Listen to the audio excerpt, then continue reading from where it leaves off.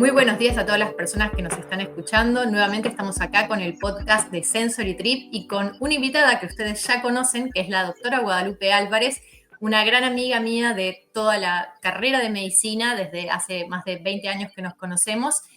Y ella va a estar hoy conmigo. Vamos a estar hablando de algo muy interesante, que es la experiencia que vivimos de dejar de consumir tanto azúcar y regular un poco eso, qué nos llevó a ese camino, por qué tomamos esa decisión. Y bueno, creo que es un tema que a muchas personas les va a interesar. Hay muchos seguidores que estuvieron preguntando por este tema y acá está. Así que bueno, bienvenida, Wada, a este podcast nuevamente, bienvenida. Ya es como la tercera vez, ¿no? Hola, Jimé. Sí, es la tercera. Tengo familiares que escucharon los podcasts que les sirvieron. Tengo mucha gente que le gustó, que le sirvió, que descubrió cosas de la medicina que no conocía. Así que estoy re contenta. Bueno, me alegro mucho y si querés, mira, para los que escuchan este podcast por primera vez o se engancharon con este tema, estaría bueno que cuentes un poquito tu trayectoria o a qué te dedicas diariamente como médica. Bueno, yo soy neurocirujana y además de resolver ese tipo de patología que uno quizás ya se imagina, también hice una formación en tratamiento del dolor. Así que esas son mis dos especializaciones, por decirlo de alguna forma. Perfecto, buenísimo, buenísimo. Y bueno, para introducirnos un poco ya en este tema, lo primero que me gustaría aclarar y decir es que lo que vamos a mencionar y charlar hoy es la experiencia que cada una de nosotras dos tuvo en tomar el camino, tomar la decisión de empezar a reducir el consumo de azúcar en nuestra alimentación cotidiana. Y esto en parte es algo que surge porque somos dos personas muy curiosas, nos gusta aprender, nos gusta experimentar, probar, ver qué pasa si hacemos algo. Una cosa es hablarlo con los pacientes y decir lo que dicen los libros, y otra cosa es hablar desde la experiencia o leer algo y ver qué pasaría si lo pruebo. Y de eso se va a tratar esta charla. No sé, Guada, si vos querés agregar algo más.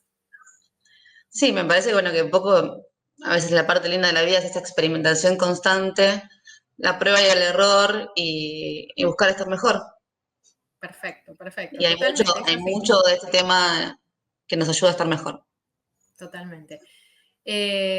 Bueno, la primera parte con la que vamos a arrancar es qué nos motivó o qué nos llevó a cada una de nosotras a decir, bueno, voy a tener que reducir el consumo de azúcar o voy a empezar a comer menos azúcar. ¿Qué pasó ahí, no?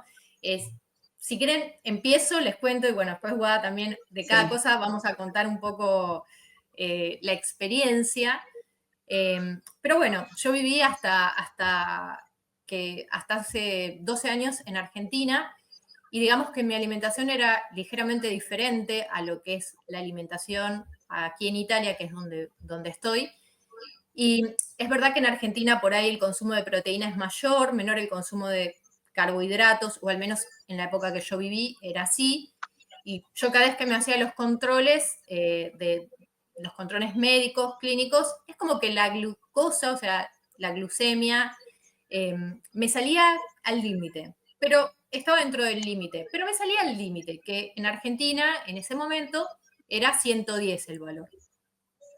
Cuando vine acá a Italia, uno de los primeros controles que me hicieron hacer antes de empezar a trabajar en la universidad, eh, fue un control hematológico y ahí saltó a la luz que para los valores de Italia, que el límite era 100 de glucosa en sangre, yo estaba pasada y tenía, no sé, 104, 105, habiendo hecho un ayuno de 8 horas. Entonces ahí dije, bueno, no, acá ya me pusieron el asterisco, la estrellita, eh, y obviamente mi familia tenía antecedentes, incluso hasta bisabuelos con diabetes, y dije, bueno, creo que es un buen momento de empezar a regular esto porque más van a pasar los años, más difícil me va a resultar hacer ese cambio de hábitos, regularlo, y más síntomas voy a empezar a tener, ¿no? Porque para lo que es acá ya estoy en camino a una prediabetes. Entonces, bueno, dije, es momento de hacer ese cambio y así fue que,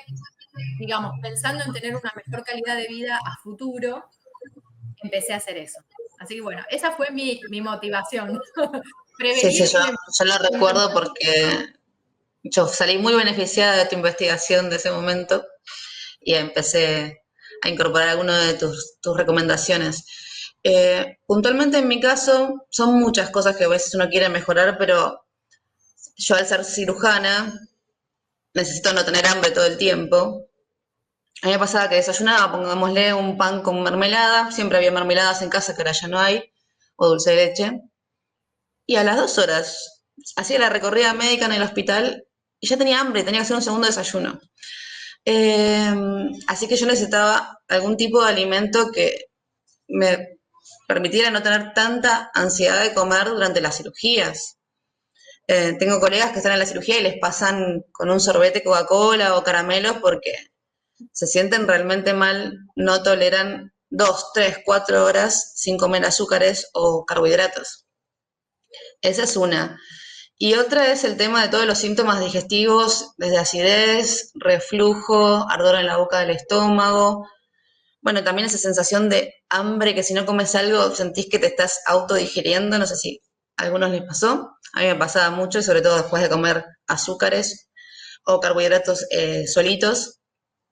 Me pasaba mucho que tenía dolor de panza de hambre. Y esas dos cosas me llevaron a querer cambiar la dieta y ver cómo algunas cosas mejoraban cuando bajabas un poco la carga de consumo de azúcares. Claro, te da tipo una languidez. Sí, pero terrible. Es decir, necesito superar esto. ¿Y no te pasaba, por ejemplo, espero que no te haya pasado, ¿no? Pero en la cirugía que sentís, por ahí ahora me van a empezar a temblar las manos, o sea, que te bajaba esa sensación de me baja la presión o me baja el azúcar que uno suele decir, sin poder corroborarlo en ese momento, y decías, por ahí ahora me empiezan a temblar las manos. No lo recuerdo en cirugías. Sí, me pasó hace relativamente poco y quizás fue que estaba desadaptada o algo porque no me di cuenta, había pasado tantas horas y nunca me había pasado. No sabía qué era. Y bueno, ahí sí hice una ingesta de algún tipo de alimento porque eh, sabía que no había comido bien, pero por muchas horas y mejoró. Pero si no, en general no me pasó eso. Sí, la Bien, languidez. claro, claro. Y ahora me gustaría que charlemos un poco de, vos más o menos ya lo describiste, ¿no? Pero quizá un poco más en profundidad.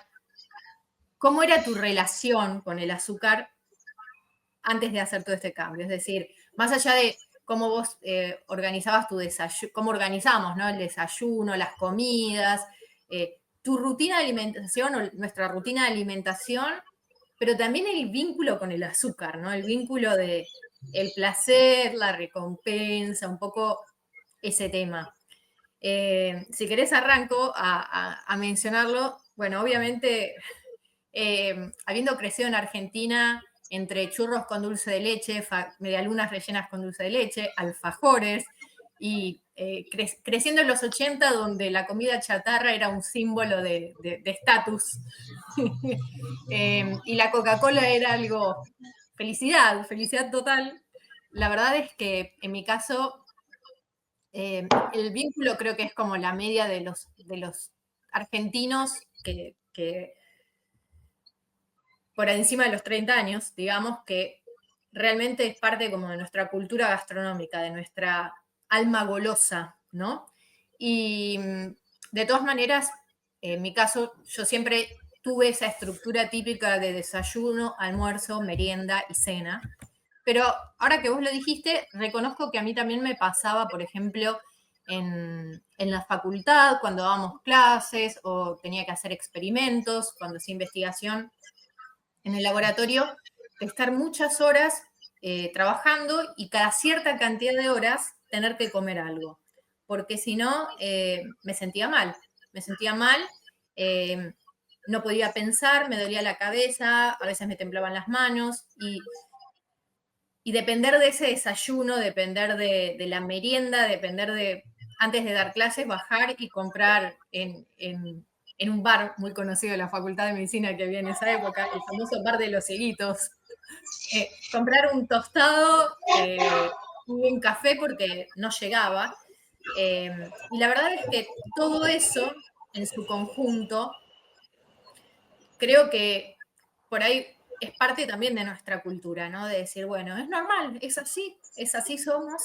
Y, y la verdad es que creo que que en este cambio también de regular la cantidad de azúcar y de por ahí ir por ese camino, ¿no? Uno también se empieza a replantear toda esa estructura, ¿no? Desde la estructura de las 4 comidas hasta el lugar que ocupa el postre en nuestra vida, si tiene que estar o no todos los días y si el azúcar es realmente la máxima recompensa, ¿no? Sí, es un tema súper amplio porque es una excusa para compartir, es una excusa para mimarte. Por ejemplo, los pacientes son muy de traerte un caramelito, un chocolate, y lo hacen con todo el amor del mundo y es hermoso. Entonces a veces uno va negociando, porque a veces las soluciones taxativas o los cambios muy drásticos no son duraderos. Entonces yo a veces negociaba, bueno, me lo llevo para el fin de semana, porque justamente me sentía mal si a mitad de mañana ya me estaba comiendo un caramelo o un chocolate. Entonces, bueno, me lo llevo a casa para el fin de semana. Después me fue pasando que como me sentía mejor, tampoco me lo comía el fin de semana. No siempre, algunos fines de semana como azúcar, pero me pasaba eso, que digo, vale la pena comerme esto porque me voy a sentir un poco peor, me voy a hinchar, o lo que veníamos hablando, la languidez. Y me termina pasando que a veces los fines de semana tampoco comía nada con mucho azúcar, lo típicamente llamado chatarra, porque sentía que no valía la pena. Pero bueno, mi primer cambio fue un poco ese, bueno, todo ese mimo que a uno le dan con azúcar, las facturas que traen para compartir, un compañero, un cumpleaños. Bueno, decía, o me llevo una porción, bueno, algunas cosas no se pueden guardar para el fin de semana, otras cosas sí. Y fue mi forma de negociar y no alterar tanto un vínculo social. O bueno, si no es el fin de semana, bueno, en la semana ya comí algo de azúcar, con mucho azúcar, el fin de semana no. Me parece que esa negociación ayudó a no sentir que era una meta inalcanzable, cambiar la relación con el azúcar. Y después sí, Argentina es un país de mucho, mucho hidrato, la factura, también está esa cosa de recompensa. Tenía muchas compañeras y compañeros que en la guardia decían, bueno, estamos acá de guardia, vamos a recompensarnos con una torta, helado. Ahí está esa cosa de recompensarnos.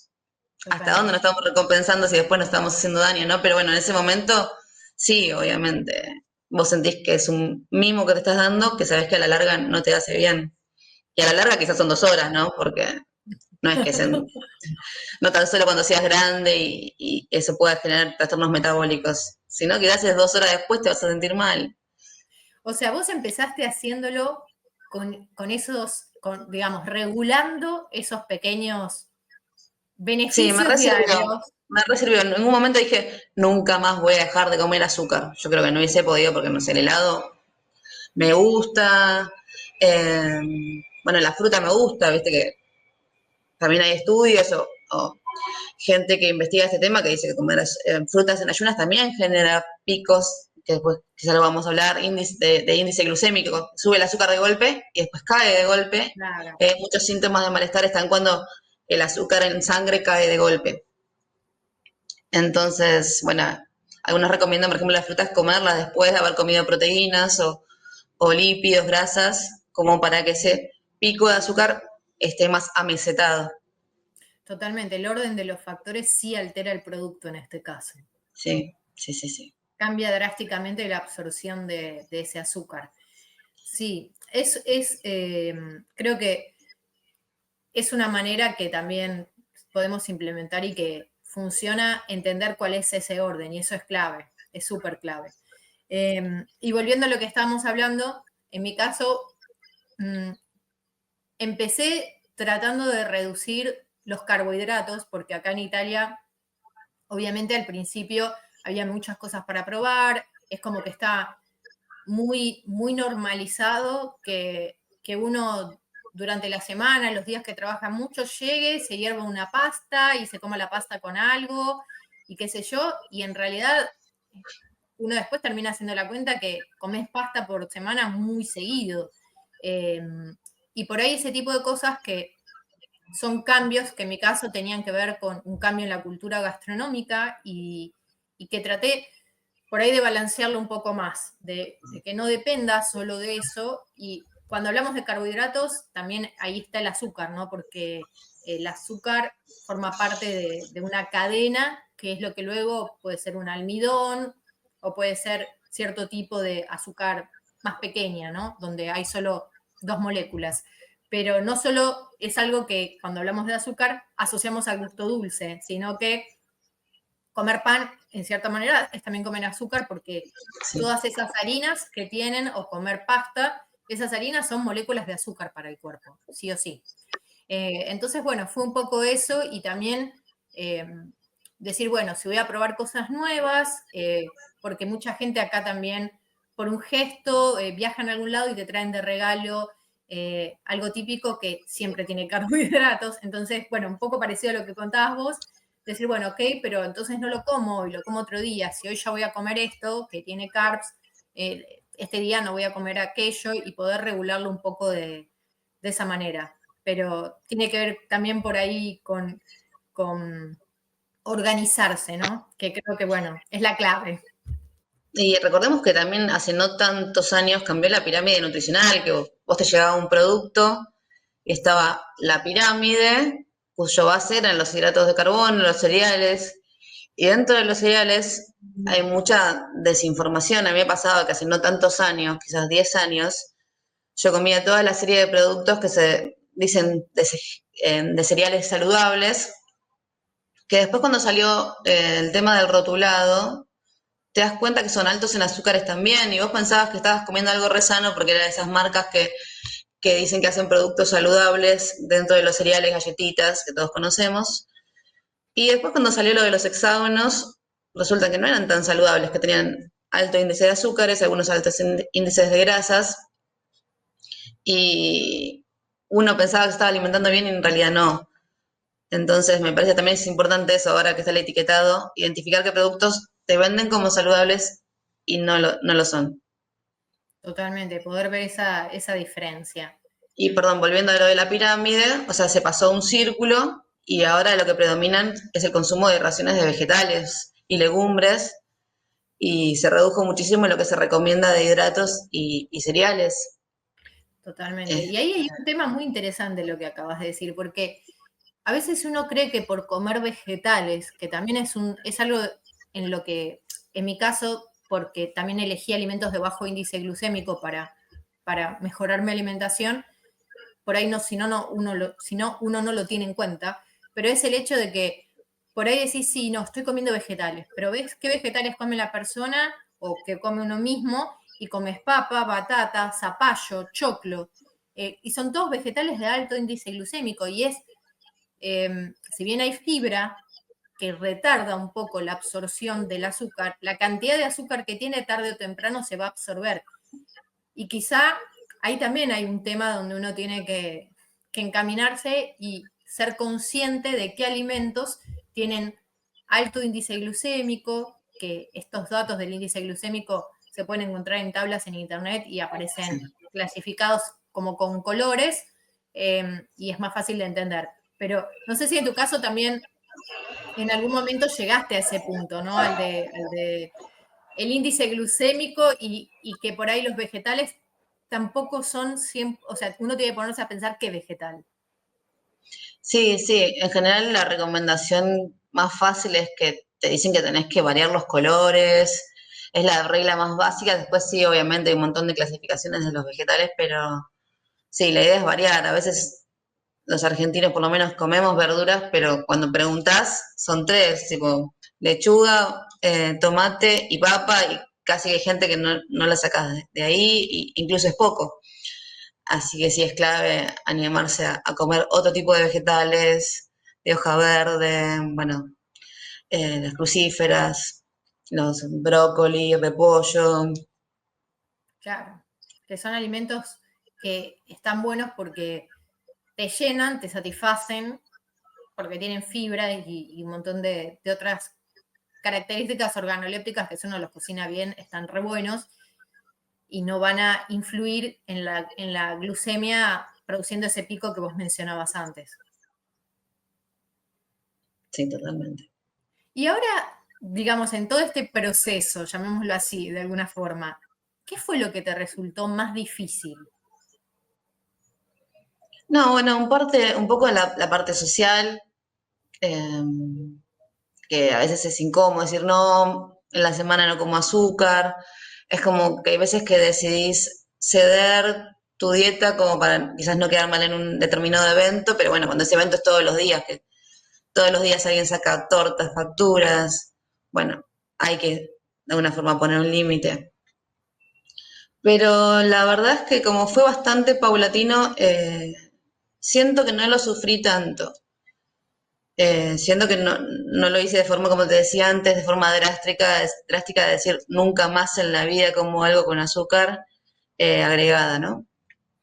Me parece que es clave ir incorporando algunos cambios, algunas limitaciones de a poquito, sabiendo que vas a volver a consumirlo, porque sí somos un país, me parece, bastante goloso.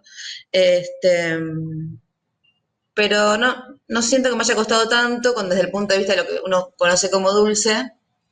Sí, por ejemplo, me cuesta con el alcohol, que hace ya varios años que está el tema de la cerveza artesanal, que sí realmente me parece algo que uno asocia a, bueno, llegó el fin de semana, descanso, relax, me olvido de los problemas. Y, y bueno, como sabemos, la cerveza tiene un índice glucémico alto, o sea, después de tomarla hay un pico muy importante y encima a veces cuando uno acompaña la cerveza, la acompaña no solo de proteínas, sino de un montón de cosas que tienen también índice glucémico alto, o las papas fritas, o bueno, pizza, y esa combinación. Después al día siguiente hay días que he tenido dolores de cabeza y no había tomado tanto alcohol. Varias Claro. porciones de pizza y quizás un vaso de cerveza y al día siguiente dolor de cabeza, una resaca impresionante. Y yo creo que tiene que ver con esto, con el pico de azúcar que después cae y genera todo este malestar. Sí, sí, sí, es muy probable. Va, al menos, obviamente, cada persona es diferente y lo va a vivir de una Sí. manera diferente. Y a medida que pasa el tiempo, el mismo cuerpo es diferente y va cambiando. Entonces, está bueno que uno detecte en lo personal, que le puede servir a uno, pero puede a otro no servirle, o al revés, qué es lo que lo gatilla y poder identificarlo, ¿no? Como para evitarlo, no sentirnos mal. Pero bueno, hay algo muy cultural, por ejemplo, cae mucho mejor la combinación pizza con vino, pero viste que no es una publicación de una copa de vino al lado de una pizza. Y No, no, no es feo organolépticamente, pero bueno, no está la cultura de combinar esas dos cosas.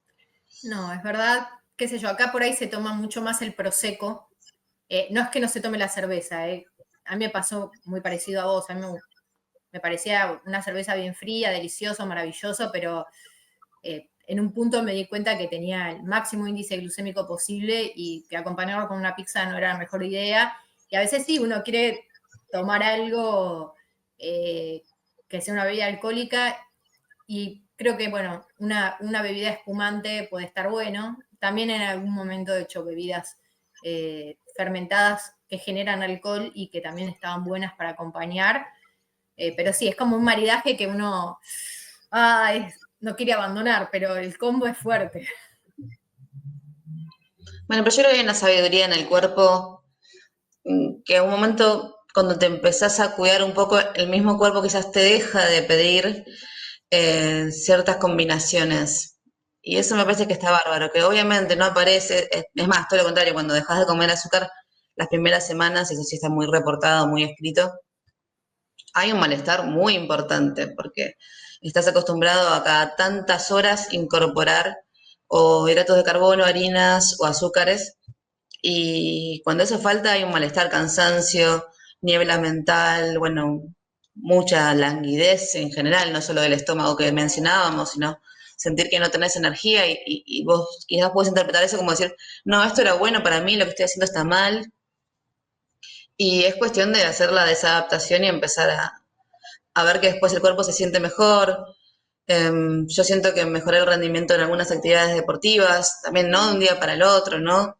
Queremos dejar en claro eso, que esto no es un día para el otro, pero me parece que es un cambio que todos deberíamos incorporar de a poco, con supervisión médica, porque son muchos los beneficios y son muchos los perjuicios de seguir comiendo tanto azúcar. Buenísimo, Guada. Bueno, a ver, en mi caso lo más difícil por ahí fue reorganizar las recetas, que eran como las recetas semanales que se usaban para cocinar, y buscar un reemplazo de esas recetas que fuera de bajo índice glucémico. Es decir, recetas donde en vez de usar papas, es decir, lo típico que uno use y te saca del apuro y decís hago esto, pero le pongo esto y ya está, repensar esas recetas con ingredientes de bajo índice glucémico. Y a veces me sigue pasando, obvio, que uno por ahí entra en la rutina, sobre todo cuando estamos en la misma estación y es invierno y ya uno está cansado, por ejemplo, de lo mismo y querés que ya llegue el verano para comer algo, para poder comer otras comidas, donde entras como medio en un loop donde decís, bueno, ¿y ahora qué como? Pero ya comí, estoy aburrido. Quizá un poco eso, a veces de tener bajo la manga lo necesario para lograr avanzar, ¿no? Y decir, bueno, preparo esto, lo hago de esta manera, adaptarlo, o sea, la parte de organizar la comida, pero desde el punto de vista de los ingredientes, de qué ingredientes se podrían usar. Y obviamente, cuando uno baja el consumo de carbohidratos, eso lo tiene que reemplazar con otra cosa, de que generalmente son vegetales, proteínas o grasas, y mantener en eso un balance. Yo creo que tanto en tu caso como en mi caso, lo que nos jugó a favor para todo este proceso es que las dos siendo médicas, cada una podía por ahí estar mucho más atenta a que que no haya un desbalance de la alimentación y del bienestar, ¿no? Que eso implicaba, que obviamente en el caso de una persona que eh, lo quiere hacer por su cuenta, sin una guía de referencia o un médico que lo acompañe, puede ser más peligroso. Más si esa persona tiene alguna enfermedad de base. Entonces, creo que en ese caso, cuando uno lo quiere implementar y empezar a hacer este cambio y estos ajustes, está bueno saber que es una herramienta que puede servir para prevenir que se desarrolle una enfermedad, sobre todo cuando uno por ahí tiene antecedentes, pero que lo ideal es no hacerlo con la información que uno encuentra en las redes y alguien que apareció y dijo, yo hice esto, obtuve este resultado. Piensen que nosotras somos médicas y que estamos atentas a los síntomas y que tenemos amigos o colegas con quienes podemos hablar ante cualquier eventual pequeño problema o hacernos un análisis rápido para ver que esté todo bien. Pero esto es muy importante hacerlo con supervisión, no es algo tan banal. No, por supuesto, y más que algunos hablan del término que es flexibilidad metabólica, que es esta capacidad del cuerpo de manejar tanto un pico de azúcar como empezar a pasar varias horas sin el consumo de azúcar. Esa flexibilidad en algunos tipos de personas o algunos tipos de pacientes está sumamente disminuida, por eso, si bien disminuir la carga de azúcares, por ejemplo, en los pacientes diabéticos es altamente recomendado, la forma de hacerlo tiene que estar supervisada porque puede haber hipoglucemias, que es cuando uno tiene menos azúcar de la recomendada en sangre y puede haber malestares importantes y deterioros neurológicos. Entonces, tiene que ser supervisado, no puede ser algo casero, guiado por redes. Totalmente. Y en tu caso, por ejemplo, ¿no? Cuando ya te adaptaste a toda esa experiencia o pasaste, digamos, la etapa más crítica, ¿qué fue lo que más te sorprendió o, digamos, qué cambios notaste en tu cuerpo? Yo me acuerdo de algunas cosas que hemos hablado en ese momento eh, que, que realmente te hicieron pensar o sentir que valió la pena todo ese cambio y que te transformó. Bueno, un poco lo primero que te decía, que era pasar horas sin tener hambre por no haber desayunado, por ejemplo, el pan con mermelada, sino quizás pan con huevo o palta o hummus, este procesado de garbanzos con otras cosas que están ricos. Pero bueno, al principio una piensa el desayuno o con galletitas, como hacía antes, estas galletitas saludables, o el pan con dulce de leche o pan con mermelada, no se me ocurrió otra cosa, era como, ¿y ahora qué desayuno? Porque esto era lo más fácil, tener siempre la mermelada que vos quieras y bueno, empezar a cambiar eso. Al principio cuesta, pero bueno, después vi los beneficios, que era que podía estar horas sin incorporar hidratos y me sentía mejor, no tenía tanto hambre. Y bueno, y últimamente cuando bajé un poco el consumo de cerveza semanal con la pizza, noté mayor masa muscular, por decirlo de alguna forma, y un poco mejor de rendimiento físico en las actividades deportivas. Y me sorprendió bastante porque ya venía comiendo bien, pero fue ese último saltito de calidad, por decirlo de alguna forma, que hice, y noté mucha diferencia en lo físico. Así que me pareció bastante interesante. Buenísimo eso. A mí me pasó algo muy parecido con el ejercicio, que antes por ahí me costaba los primeros minutos por decir, precalentamiento o hasta que el cuerpo entra en calor, era como si el cuerpo fuera extremadamente pesado y costaba, como parecía hasta un cierto punto que me iba a desmayar, digamos, sentir esa sensación de no puedo pasar esta fase, me cuesta horrores, no voy a sobrevivir, una sensación muy Sí, sí, negativa, sí. que ¿Por qué me hoy estoy por hoy, haciendo esto?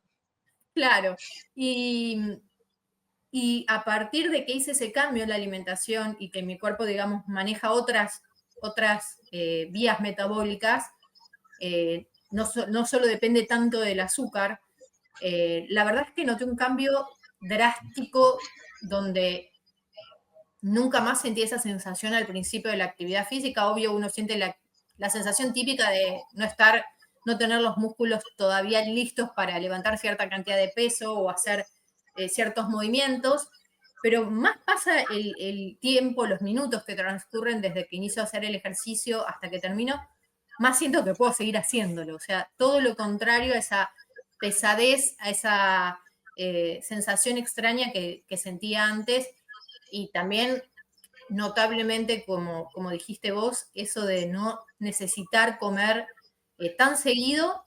Y a mí lo que me pasó mucho es que es como que me desintoxiqué en parte de toda esa cantidad de azúcar, nivel de dulzor que uno también está acostumbrado a sentir como placentero, ¿no? Y empezar a bajar ese nivel de dulzor, porque a veces uno, por ejemplo, come una porción de una torta y si vos calculás qué cantidad de azúcar tiene esa porción de torta, prácticamente con esa porción ya cubriste el límite recomendado. Entonces decís, pero yo entonces me como, no sé, 200 gramos de helado y ya no puedo comer más azúcar por día, o me tomo una lata de Coca-Cola y no puedo comer más azúcar por día. Claro, sí, es así. Y uno hasta que empieza como a hacer ese switch en el cerebro, decir, bueno, entonces siempre comí mucho más dulce de lo que en realidad podía, o la mayor parte de las veces. Y eso que, no sé, no quiero saber cuánto azúcar tiene una porción de Rogel con merengue, o sea, no quiero saber, pero seguro supera la recomendación máxima y estamos hablando de una porción. Entonces, reeducar al gusto a poder sentir placer con un nivel menor de dulzor, para mí fue un cambio increíble. Y de hecho me ha pasado, que lo he contado 1000 veces, las veces que vuelvo a Argentina, de que muchas cosas ahora me parecen excesivamente dulces. Porque incluso los dulces acá en Italia, en la zona en la que yo estoy, eh, no son tan dulces como en el sur de Italia, Mira. que son más golosos. Entonces es como que uno come, por ejemplo, una factura rellena con una crema, y esa crema, tipo una crema pastelera, no es tan dulce como si fuera una crema pastelera de Argentina. Dejemos de lado Nutella, porque bueno, eso es otro tema, pero el nivel medio o promedio está por debajo de ese nivel de dulzor que uno está acostumbrado en Argentina. Y creo que eso también fue como, wow, choqueante. Qué loco eso culturalmente, como las empresas van calibrando cuánto de azúcar, ¿no? Por regiones. Me parece súper interesante el tema. Lo Tengo tienen entendido, súper bueno, claro. yo no viajé nunca a Estados Unidos, pero mucha gente de Argentina yendo allá dice que es una locura, que todo es más dulce, la gaseosa es mucho más dulce, que es una bomba de Sí, azúcar. sí. A mí me Y bueno, pasó pero no sabía que probando. ustedes Italia estaban un poquito mejor que ahora nosotros. Sí, en ese sentido, obviamente, por ejemplo, que es pastelería, por decir así, dejando de lado la industria alimentaria de ultraprocesados, eh, la tradición de pastelería del sur de Italia es muy golosa y cada vez se está haciendo más golosa. A ver, tiene cierto sentido que los argentinos seamos así porque muchos de los inmigrantes vienen del sur de Italia. Pero, por ejemplo, en lo que es la industria alimentaria y las gaseosas, sí es verdad que eso está seteado para cada región. Y a mí me pasó, sí, de estar en San Diego, en California, y en México también, y en Estados Unidos me pareció intomable la Coca-Cola. Pero bueno, esto fue hace muchísimos años, no sé, más de 15 años que la probé.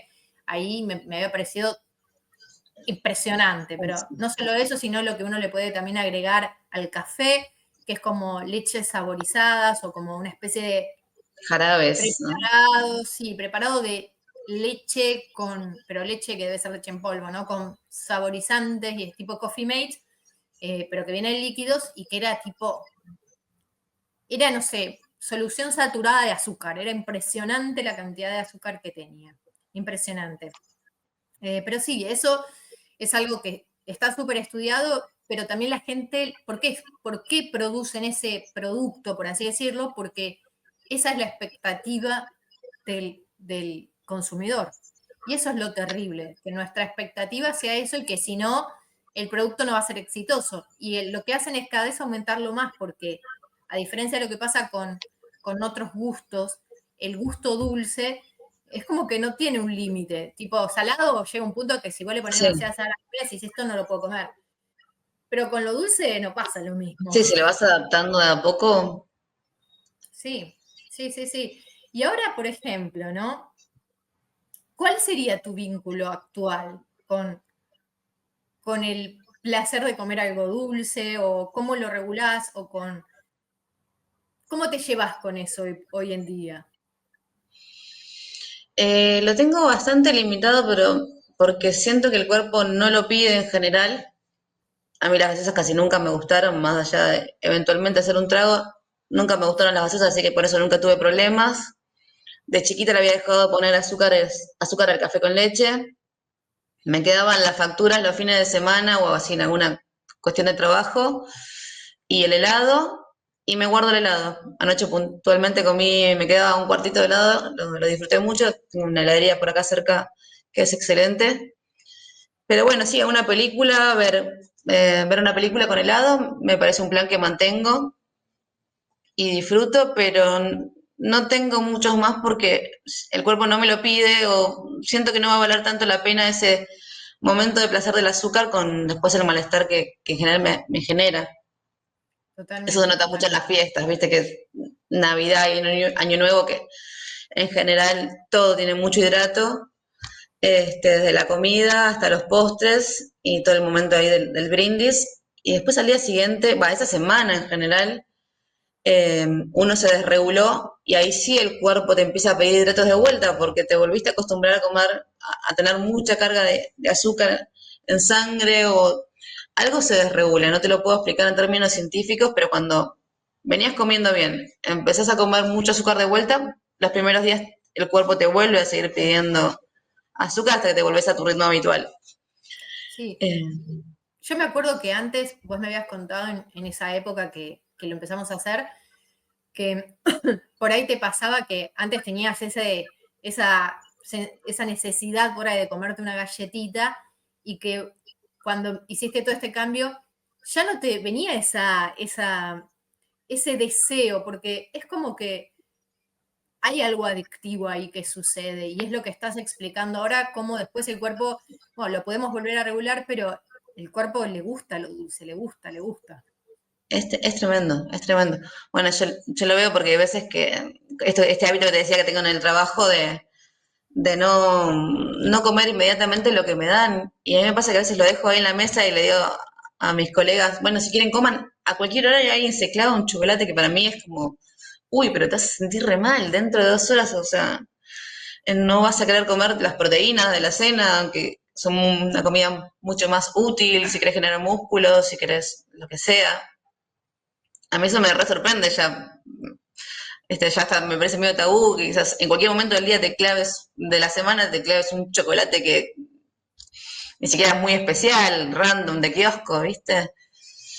Pero bueno, son hábitos que se construyen de a poco, que también el cuerpo te los va recompensando y no es algo que uno lo haga reprimiéndose o a costa de un excesivo esfuerzo. Totalmente, sí, es así. A mí me pasa que, no sé, yo creo que ahora es el vínculo que siempre debería haber tenido. Es como que una parte de mí, bueno, la mayor parte de mí piensa que por ahí somos muy indulgentes con nosotros mismos, o al menos yo crecí en una época en la que era así, no se cuestionaban ciertas cosas, después empezamos a cuestionarnos cuando empezamos a ver los síntomas, ¿no? Y me parece que el ser humano, incluso en la agricultura, ¿no? Porque hemos hecho que proliferen más o que copen el mercado los vegetales más dulces, los choclos más dulces, la batata más dulce, la fruta más dulce, y tampoco era así originalmente que nosotros comíamos. Entonces fuimos eh, como malcriando esa parte nuestra, que es esa parte del cerebro tan adicta al azúcar. Y creo que ahora al menos lo llevé para un lado balanceado, ¿no? Es como que antes la balanza estaba así y ahora, bueno, ahora está así. No es que uno se va al otro extremo, ninguna de las dos se fue jamás al otro extremo. Yo he conocido personas que no comen ningún tipo de azúcar de nada, no es nuestro caso, tampoco es que nosotras no lo comemos nunca. Eh, pero sí tratar de decir, bueno, estaba en un extremo de la balanza desregulado completamente de lo que debería ser el equilibrio para lo que nuestro cuerpo está diseñado para gestionar, ¿no? ¿Sabes que me hiciste acordar a un libro de Yuval Harari? No me acuerdo si era Sapiens, creo que sí. Él asocia el paso de cazadores a recolectores, que era una dieta bastante más saludable, con más proteínas, más carnes, recolección de frutos. Cuando se pasa a la agricultura, en general se consume mucho más trigo y cereales, que evidentemente eran más fáciles de cosechar y de almacenar. Y también se empieza a incurrir en el sedentarismo porque, si bien es un poco, a veces, a mí no, a veces no me gusta tanto Harari porque es un poco como simplista en algunas cosas o reduccionista, si bien es súper didáctico, pero bueno, asocia que en esa época los humanos caminaban muchísimo para encontrar algún fruto, encontrar alguna comida, o hacían mucho despliegue físico para hacer una caza de no sé, un mamut o los animales que haya en ese momento, vivían en ese momento. Y después cuando se inventó la agricultura, todo lo contrario, hubo asentamientos, y si bien se trabajaba cosechando esos mismos cereales, el movimiento era menor y bueno, y la dieta cambió mucho porque se incorporaron muchísimo más los cereales y no tanta carne, no tantos frutos y que ibas encontrando por ahí. Claro. Me hiciste acordar de Sí, eso. sí, la actividad física en proporción es muy importante y yo creo que ese tema también daría para un podcast, cómo uno regula la actividad física y cómo nos hemos vuelto sedentarios y qué pasa con el cuerpo, ¿no? A medida que dejamos de hacer lo que por ahí estamos diseñados para hacer, que es movernos, no quedarnos quietos todo el día, ¿no? Y eso también Sí. hace que el azúcar repercuta de otra manera en el cuerpo y no es lo mismo para un deportista de alto rendimiento que come cierta cantidad de azúcar o carbohidratos o lo que sea, que una persona que está 8 horas al día sentado en un escritorio o sentada en un escritorio trabajando. Sí, pero tengo entendido que igual cambió bastante los patrones que se le dieron a los deportistas de alto rendimiento, porque hay algunos trabajos que muestran el músculo también reserva glucógeno, que es esta forma en que se almacena la glucosa en el cuerpo, y cuando hay un exceso se termina transformando en grasas dentro del músculo, así que el músculo está más infiltrado con grasa cuando la dieta es de una forma y cuando reducís un poco los hidratos muchas veces se absorbe o se reabsorbe esa grasa entre las fibras musculares. Entonces yo escuché cosas y leí cosas de deportistas que tienen dietas con no tanta carga de hidratos justamente por esto, porque el Claro, mira rendimiento vos. es mejor cuando no está ese exceso de hidratos. Buenísimo, impresionante. Pero claro, son cosas que también se van descubriendo porque también ahora es mucho más fácil de medir esas proporciones de cómo se localiza y se distribuye la grasa en el cuerpo y es más fácil tener resultados inmediatos al respecto. y ver cómo se evoluciona, ¿no? Con la alimentación y hacer ajustes acordes a eso. Pero es súper interesante. Bueno, yo creo que más o menos hemos tocado todos los temas que pueden llegar a interesarles en un rango de tiempo relativamente normal. Así que bueno, no sé si hay algo que querés agregar para cerrar o lo que No, quieras. siento que es un tema que tiene tantas aristas desde lo cultural, desde lo social, desde lo deportivo. Pero bueno, sí, creo que lo fuimos hablando.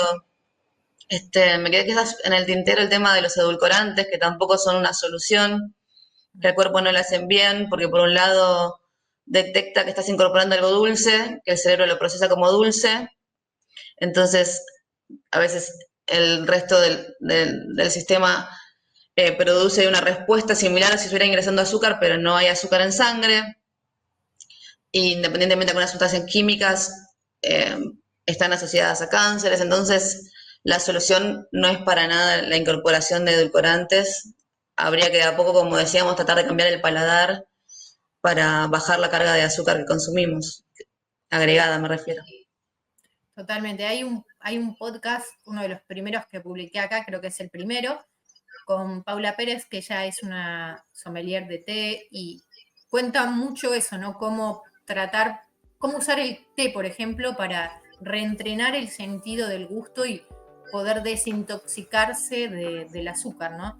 Porque esto en definitiva es como desintoxicarse de ese exceso Totalmente. que está fuera de lo que nuestro cuerpo puede manejar sin enfermarse a largo plazo. Totalmente.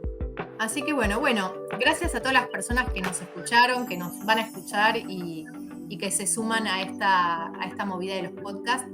Y les mandamos un saludo muy grande y los esperamos en la próxima, que vamos a estar hablando de un tema muy interesante también, ¿no? Con Guada.